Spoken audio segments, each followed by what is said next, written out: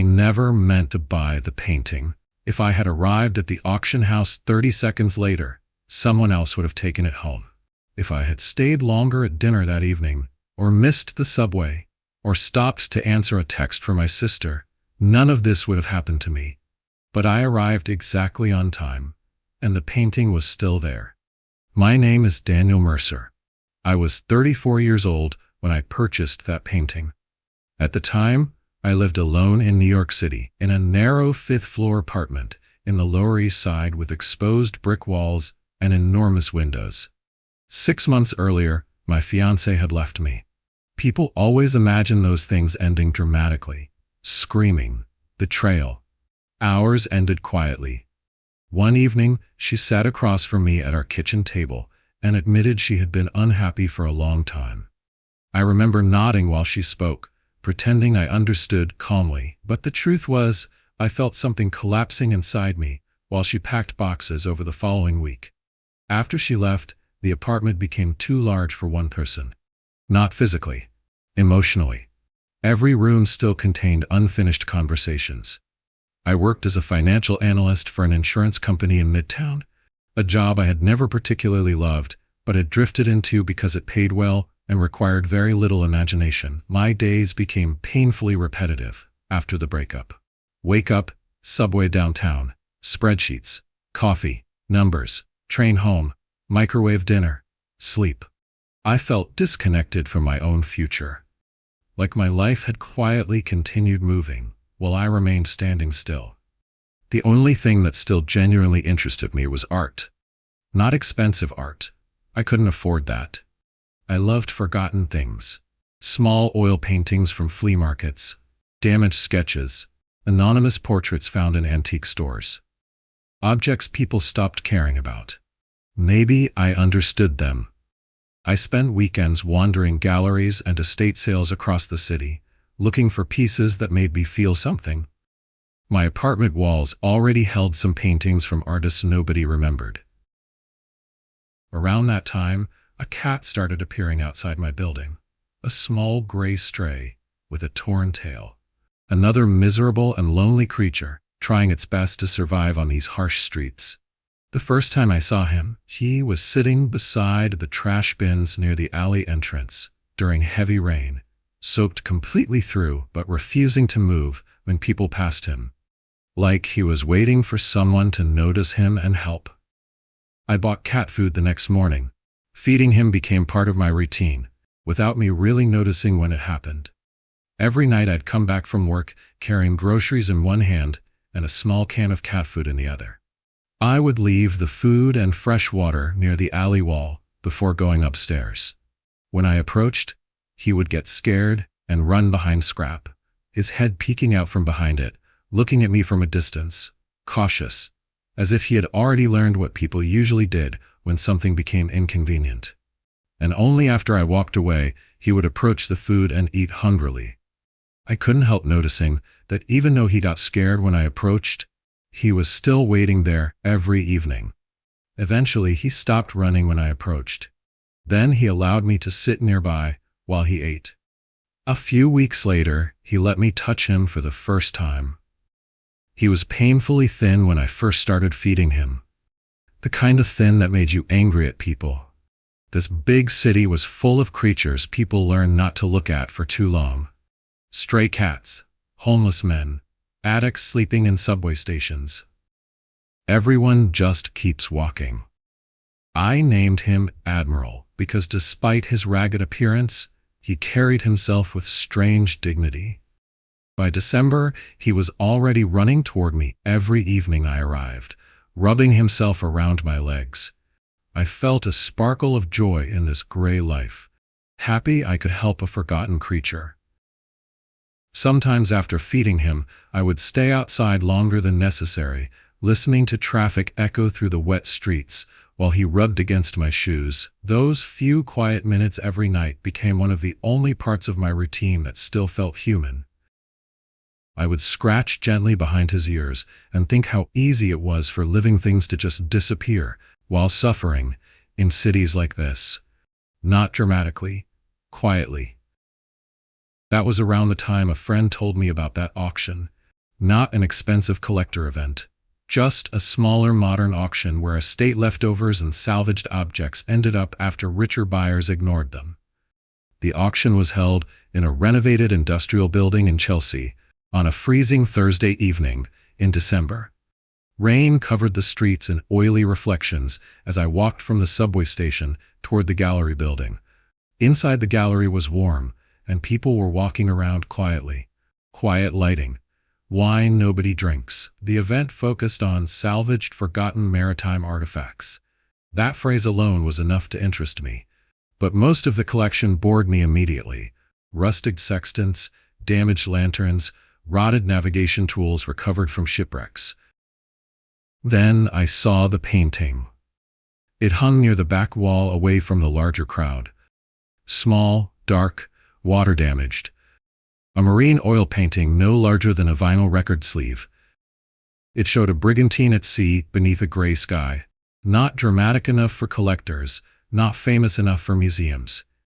But something about it bothered me immediately. The ocean in the painting looked wrong. Not artistically wrong, alive wrong.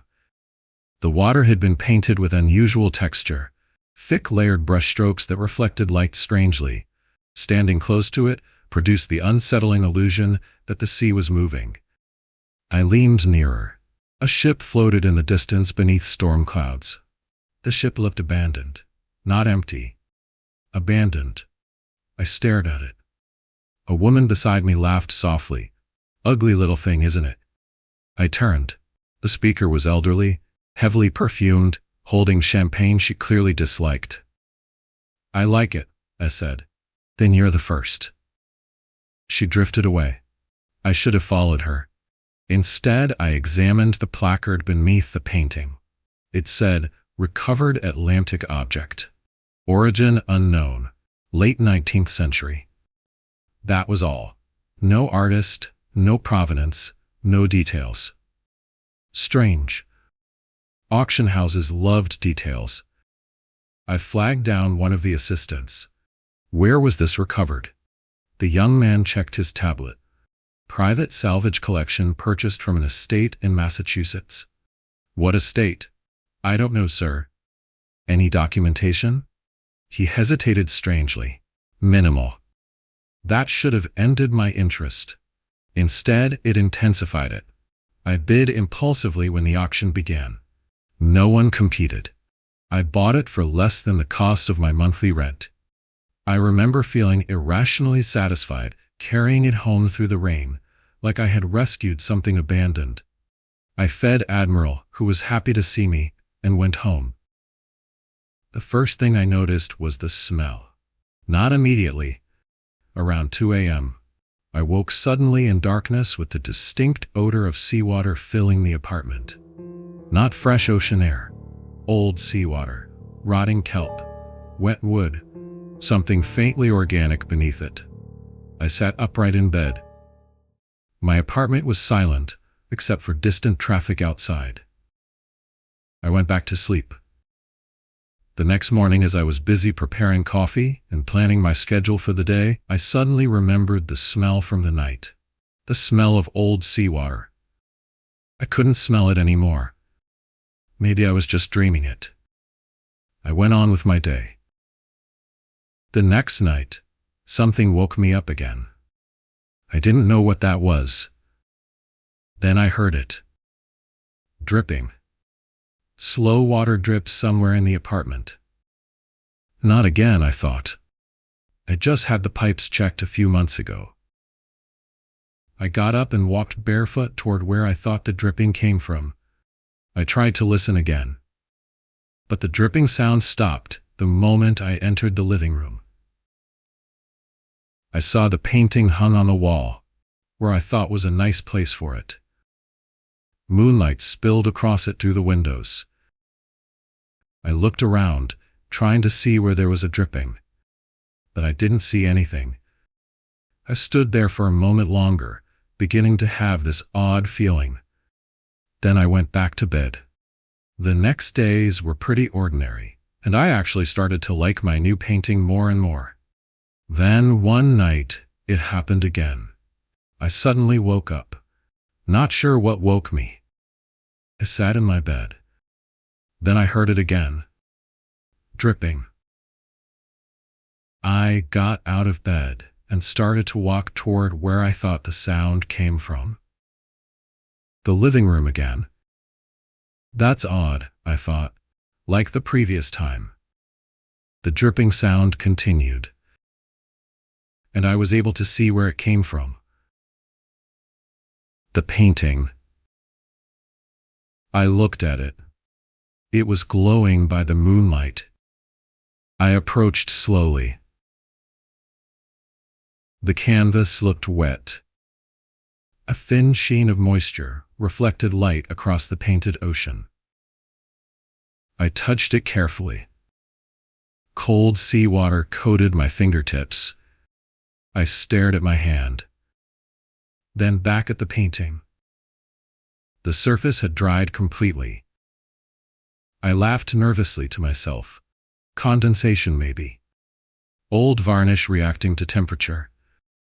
I went back to bed, but before sleeping, I looked once more toward the painting. I could have sworn the ship in it looked closer than before. I went back to bed, but I had this uneasy feeling. I sat on my bed in the darkness. I looked toward the closed door of my bedroom. Silence. Then, one slow, wet footstep. Directly outside my room. I did not check. Real fear froze me into stillness, while my mind desperately searched for normal explanations.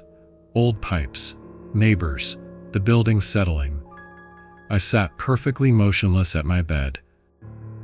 There was just silence now. The apartment changed slowly afterward. At first, only small things: humidity, rust, condensation on windows. And the smell. The smell of seawater lingered more often in the apartment now. Friends noticed it immediately. "You live near a fish market?" my sister asked during a visit. I lied and blamed plumbing issues. The truth sounded insane even to me. I stopped inviting people over.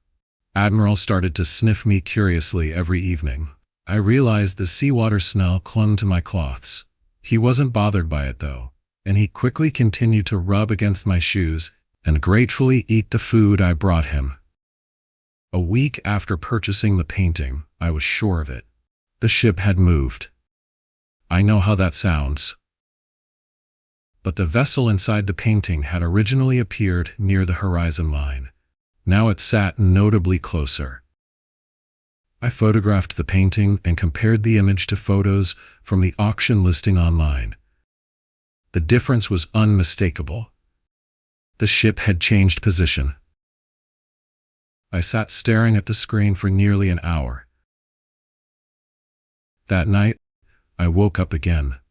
It was 2:40 a.m. I heard footsteps in my apartment. It sounded like bare feet moving through shallow water. Slow, measured. The footsteps crossed the length of the apartment, then stopped directly in front of my bedroom door. Silence. A single drop of water struck my hand.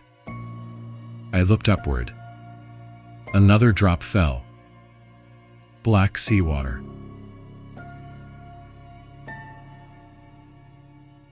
The next morning, I removed the painting from the wall and examined it properly for the first time. I remembered the vague explanations of the assistant at the auction about the origin of this painting. There's got to be a clue, I thought. I laid the painting carefully across my restoration table beneath direct lighting. The canvas itself was old but not extraordinarily valuable. Mid to late 19th century, likely amateur or maritime commercial work. The frame, however, interested me immediately. Salt damage. Heavy salt damage. The backboards had warped from prolonged moisture exposure. Tiny white mineral deposits clung to cracks in the wood. I turned the painting over carefully. I found double rear stretchers, which I thought was not unusual. I removed the rear one. I inspected the inner stretcher. I could see what looked like markings on the left edge of it. Faded markings, barely visible. It took me some time till those markings made some sense to me. They were partial letters stamped into the inner stretcher, nearly erased by age and water damage. Not a gallery mark. A shipping mark. MC. Below it, barely readable numbers. 1872. A strange unease moved through me. I photographed the markings and spent the next hours researching 19th century shipping records online, trying to find out what these letters mean, but the results led nowhere. I was so consumed by my research that I forgot time. I noticed that it already became dark outside, but I still couldn't really find anything online. I must go to the library, I assumed. Maybe I will find something there. I was reading one last article when I suddenly had this odd feeling. I stopped reading. The apartment had become very quiet. Too quiet. Then I heard it. A creak behind me, like wood straining slowly, like an old ship beneath pressure. My throat tightened. I turned slowly toward the painting. The canvas looked wet again. Moonlight from the windows reflected across the painted ocean, and the ship inside it looked closer. Not dramatically closer, but unmistakably closer than before. Close enough to distinguish ropes hanging from the masts. Close enough to see dark windows beneath the deck. A figure appeared near one of them. A child. A little girl. Blonde. Fair blue dress. I stumbled backward violently. The figure vanished. I smelled the smell again. Rotting seawater. I stared at the painting. My pulse hammered painfully inside my throat. Water dripped from the right bottom corner of the frame onto the floor. One drop. Then another. Dark seawater. The next morning, I went to the library. Not because I believed anything supernatural, but because I needed facts. I needed logic. So I went to New York Public Library. The weather had turned colder overnight. Wind swept through Manhattan streets, carrying freezing rain that blurred traffic lights into smeared red streaks. I remember feeling irrational relief when I entered the library. Warm light, quiet voices, the smell of paper and dust, human things, normal things. I spent the next several hours researching 19th century shipping records. Most results led nowhere. But then I found an archival photograph. An old inventory image from a maritime museum database. The markings on it caught my eye. MC 1872. Not a gallery mark, a shipping mark. The same marking as I saw on the painting. I took out my phone and looked at the picture I took of it earlier. Yes, no doubt, it is the same marking. I looked closer at the archival photograph. The marking appeared on a recovered crate associated with the Mary Celeste. I stared at the photograph for several seconds without moving. The Mary Celeste. MC. My mind was reeling. Even people uninterested in history knew the basics. The abandoned ship, the vanished crew, the missing lifeboat, the intact cargo. The mystery never solved. But I had never been especially fascinated by the case before. That changed instantly. I began researching compulsively. The Mary Celeste is the most famous maritime ghost ship in history. The ship sailed from New York on November 7, 1872, carrying Captain Briggs, his wife Sarah, little daughter, and 7 crew members, and with a cargo of 1,701 barrels of industrial alcohol, bound for Genoa, Italy. On December 4, 1872, the British brig Dei Gratia discovered the American merchant vessel adrift in the Atlantic Ocean, roughly 400 miles east of the Azores. Her 1,701 barrels of industrial alcohol were intact. Yet Captain Benjamin Briggs, his wife, little daughter, and the 7 crew members had vanished. The crew's lifeboat was missing, but all personal belongings, food, and the ship's cargo remained untouched. No sign of violence. The deeper I looked, the details became even stranger. I found some unofficial older reports. One article, from 1883, referenced disturbing claims made by sailors aboard the recovery vessel De Gracia. One sailor from the recovery vessel reportedly refused to remain aboard the Mary Celeste after sunset because he heard movement below deck at night. Another claimed seawater appeared where no leaks existed. One account described a crewman waking to find wet footprints leading across the ship at night. Another mentioned hearing a child laughing below the cargo hold, despite the vessel being empty. Then I found something truly strange. A handwritten archival note attached to an interview transcript from 1911. The transcript itself had been removed from the collection, missing. Only the archivist's summary remained. Interviewee insists recovered objects from vessel should not be displayed in private residences.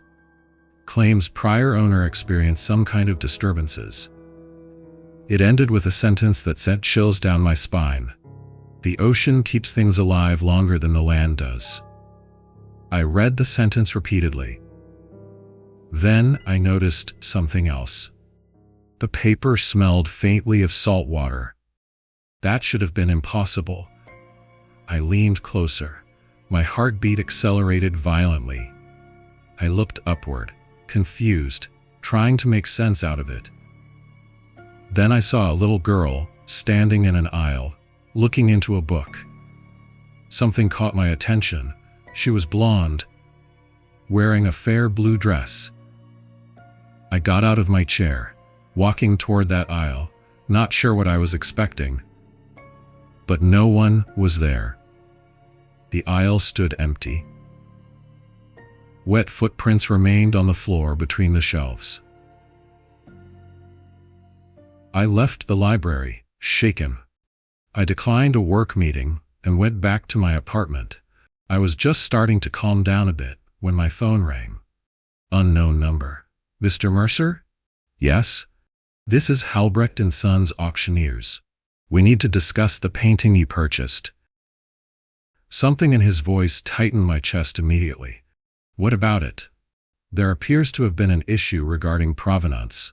What kind of issue? A pause. Then, the object may have been miscatalogued.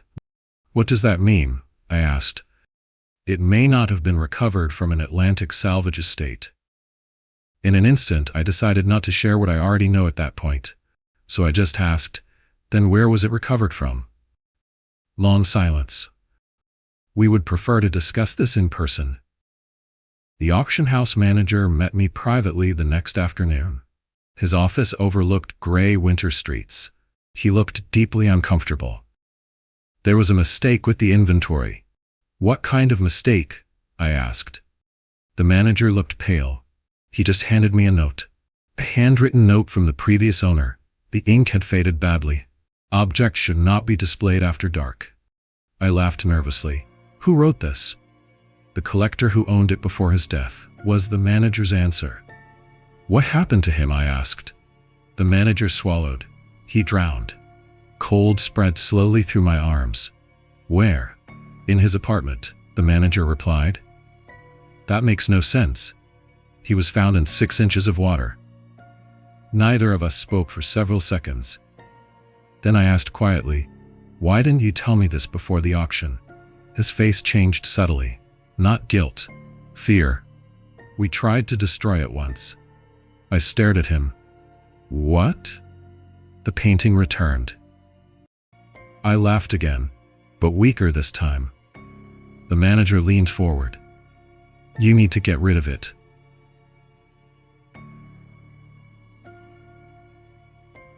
The next morning, I left at sunrise. I was on my way to the museum archives, hoping to get some more answers. Fog covered the city so heavily, it looked submerged beneath clouds. No cars moved, no people walked the streets. Then I heard a voice. A little girl whispering somewhere nearby, "Don't look over the side." I quickly turned around. In the distance, I managed to see a small figure just walking into another street and disappearing from sight. Strange. The whispering sounded so close. I also noticed something else. She was blonde and wore a fair blue dress.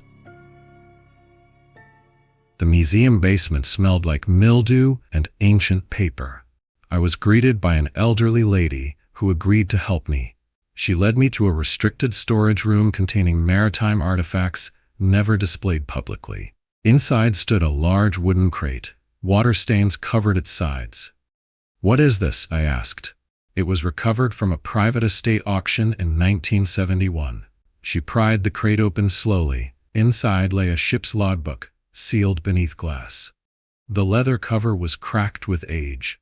Stamped across the front was written, "Mary Celeste." I stared at it. "That's impossible. Officially, the logbook was never recovered." She lifted the glass carefully. "Read the final entry," she said. My hands shook as I opened it. The handwriting deteriorated near the end. November 24th, 1872. Sea calm. Child complaining of voices beneath hull at night. Crew uneasy. And below that it said, November 25th, evening. Found water and lower hold. No breach located. And then the final entry which said, November 25th, night. Something walking aboard after midnight. Not crew. Captain's daughter missing for 1 hour before found asleep near cargo. She says woman in water singing to her. My throat tightened. And far below that, scratched violently across the page, was written, "Do not let it follow you off the ship." Those were the last words in the logbook. That night I could not stop staring at the painting. I sat across from it drinking whiskey until nearly 1 a.m. I must have fallen asleep on the couch, because I suddenly woke up. I instantly sat up.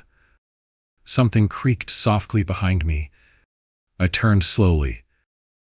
The apartment stood empty, but water dripped slowly from the kitchen ceiling.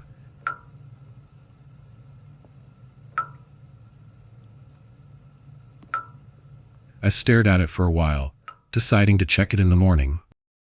Then I went to bed. I woke up for the second time that night, my heart pounding wildly for some reason. I decided to make myself a cup of tea to calm down a bit. I got out of my bed. My apartment floor was soaked. Actual seawater covered the hardwood around my bed. That's it, I thought. I'm going to get rid of that painting, right now. Trembling, I run to the living room through the soaked floor and grab the frame of the painting. The wood was freezing cold. I run downstairs and dumped it as deep as I could into the first dumpster I saw. I run back to my apartment. The door slammed shut behind me. The smell hit first. Salt water and decay, stronger than before. The lights were off. I couldn't turn them on. Must be an electricity problem now. I turned on my phone's flashlight. It trembled across the walls. The apartment looked wrong. Older. Wallpaper peeled in long, damp strips. Wood darkened with moisture. The ceiling sagged badly, as if the room had aged decades and minutes. Water dripped steadily from above. Then my flashlight found footprints. Dozens of them. Wet, bare footprints covering the floor. Some adult-sized, some small. Children. My chest tightened violently. I heard the closet door creaking open by itself. Slowly, I pointed my flashlight toward it. Inside hung clothing I did not recognize. Dark wool garments, 19th century style.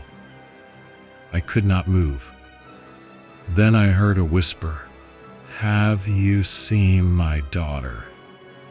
I screamed. I stumbled backward into the hallway as freezing water surged around my ankles. Hands brushed my legs beneath the water. Human hands. Grabbing. I kicked wildly and crashed against the wall. I have to leave this apartment, I thought. Immediately, I run toward the front door, but when I reached it, it would not open. The wood had swollen shut. There was suddenly silence. The flashlight died. Darkness swallowed the room.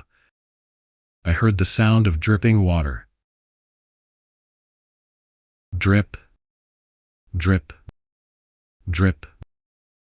The dripping won't stop.